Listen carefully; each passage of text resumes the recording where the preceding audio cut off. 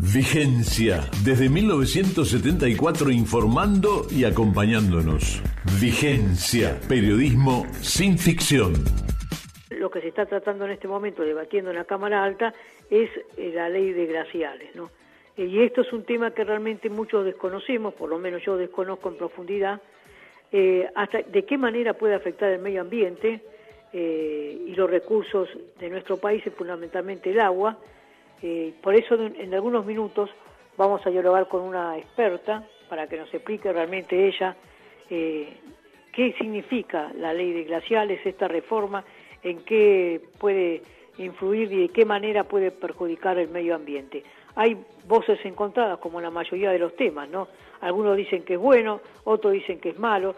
Se aumentan los lugares donde que pueden realizarse la actividad mineral, de las mineras, mejor dicho, y esto realmente crea duras incertidumbres, teniendo en cuenta otros antecedentes, ¿no? Como ocurrió, por ejemplo, en el norte del país, donde en algunos casos mineras que se instalaron se tuvieron que ir, pero con el triste saldo de que contaminaron realmente la zona, ¿no?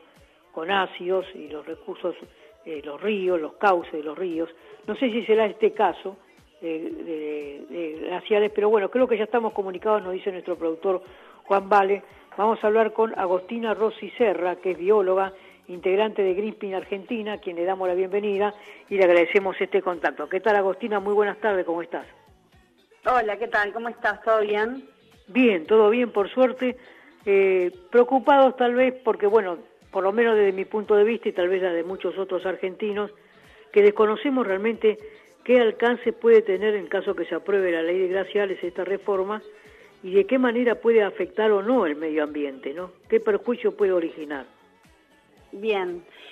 Bueno, a ver, para contarle a la gente, nosotros tenemos una ley de glaciares que es pionera en el mundo. Somos el primer país del mundo que tiene una ley así, que protege a todos los glaciares y a todo lo que es el ambiente periglacial. ¿Qué es eso? Ni más ni menos que reservas de agua dulce, ¿sí?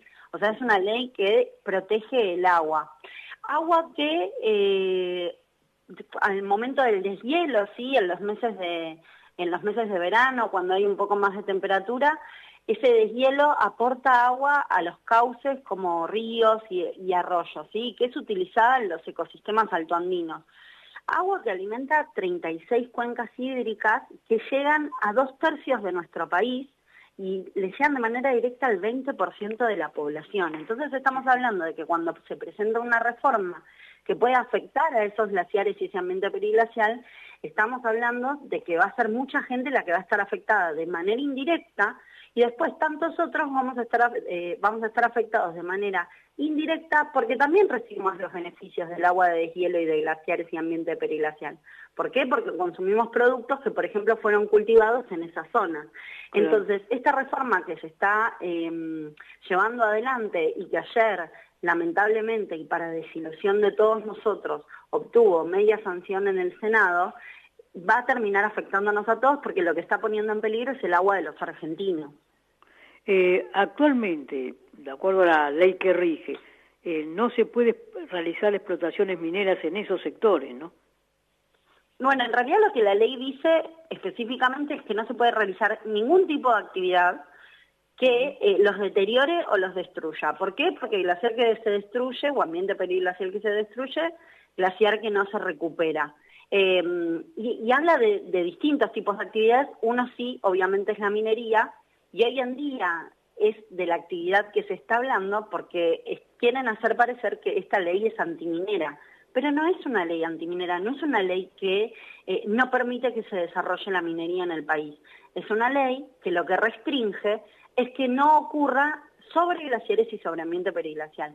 Y eso es solo el 1% de la cordillera, no es más que eso. Entonces, tienen todo el resto de la cordillera para evaluar si pueden o no realizar proyectos extractivos, en este caso de minerales. Pero sobre glaciares y sobre ambiente periglacial, no. Eso es lo que prohíbe. En este caso particular estamos hablando de glaciares, pero hablando en general, ¿la minería es amigable con el medio ambiente o la práctica de minería directamente no lo es? Bueno, lamentablemente hasta ahora los antecedentes que tiene la minería no son de prácticas amigables para con el medio ambiente. Tenemos un caso reciente de hace unos 10 años que la mina Veladero, el proyecto Veladero, tuvo un derrame de cianuro y de mercurio en la cuenca del río Hachal, contaminando 5 ríos. Y que el año pasado se volvió a encontrar una mortandad de peces atroz y que se determinó que era por presencia de mercurio y de cianuro en el agua. Entonces, la verdad es que yo no puedo decirles si existe o no una minería amigable con el medio ambiente.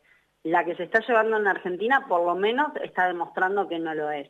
De todos modos, como yo te decía antes, el foco está en esta ley, y esta ley no es una ley de minería sí o minería no, es de agua sí o agua no, y es de minería no sobre glaciares. Por eso, cuando desde el lado donde promueven la modificación de esta ley la quieren llevar para el lado de que es una ley antiminera, es una ley que no permite el desarrollo, no es así. La minería está ocurriendo igual en el país. Después hay que evaluar cómo está ocurriendo esa minería y eso es cuestión de otro debate. Pero en este caso puntual no es una ley que impida que se desarrolle la minería en el país. Del otro lado de la cordillera, en Chile, es un país altamente minero, ¿no? Y que también explota, por supuesto, la cordillera de los Andes. ¿Cuáles las consecuencias que sufre Chile a raíz de esta situación? Y ellos tienen muchos glaciares, además. Bueno, Chile es un país que el 70% de su población depende de agua, de deshielo de sus glaciares, y que ya tiene casos recientes en los últimos años de glaciares que han sido destruidos por producto de la actividad minera. Y el caso particular de Chile lo que tiene es que ellos no tienen una legislación puntual de protección de glaciares como tenemos nosotros. Y están intentando hace años tener una legislación como la nuestra y no lo consiguen. Por eso, si nosotros estamos siendo ejemplo para otros países, para tener una ley como la nuestra, no puede ser que nosotros la estemos modificando y yendo pasos hacia atrás. Es decir, a nivel mundial, ¿hay otros antecedentes de explotación de glaciales o prácticamente no existen? No, sí, o sea, antecedentes hay, como mencionabas vos, el caso de Chile es el más cercano. Además de Chile, el tema es que uno tiene que entender que estamos en un contexto de crisis climática, que cuando se sancionó esta ley, los efectos de esa crisis se esperaba que sucedan mucho más tarde, no los que estamos viendo ahora, o sea, se adelantaron porque la crisis es cada vez más grave. Es una ley que nace en la calle por el reclamo de la gente, solicitando que se defienda algo tan básico como el agua, que es un derecho. Entonces, nosotros tenemos que todo el mundo está tomando medidas para proteger el agua. Y nosotros, en lugar de aferrarnos a la normativa que tenemos y fortalecerla, la queremos debilitar. Agostina, 2 últimas consultas. Vos mencionabas recién, hablaste de glaciales y periglaciales. ¿Cuál es la diferencia entre uno y otro? Bueno, es así. Nosotros tenemos los glaciares, que son formaciones 100% de hielo, y después tenemos lo que es el ambiente periglacial. Lo estoy poniendo muy sencillo. Tal vez si me escucha un geólogo se ofende un poco porque lo estoy poniendo demasiado en palabras muy sencillas, pero básicamente es eso. Los glaciares, tanto los cubiertos como los descubiertos, y un ejemplo del descubierto es el Perito Moreno, son todos de hielo, ¿sí? El 100% de su conformación es hielo. Y después tenemos lo que es el ambiente periglacial, que es suelo congelado, por decirlo de alguna manera, que tiene lo que son los glaciares de escombros, que están conformados es una mezcla como de suelo y de hielo, y esos glaciares de escombros tienen de su conformación entre un 50 y un 70% es hielo, y después tenemos el resto del ambiente periglacial, que es este suelo congelado, que puede ser más superficial o más profundidad, que también es hielo retenido en el suelo. Entonces, cuando se habla de esta modificación, y ayer algunos senadores salieron a decir que bueno, que el ambiente periglacial era roca congelada que no servía para nada. Eso es incorrecto. Todos los glaciares y todo el ambiente periglacial son reservas estratégicas por estar conformados por agua, en mayor o menor medida, pero contienen agua. Entonces son reservas que hay que proteger. ¿Este sector periglacial, en el caso de ser afectado, también afecta a los glaciares?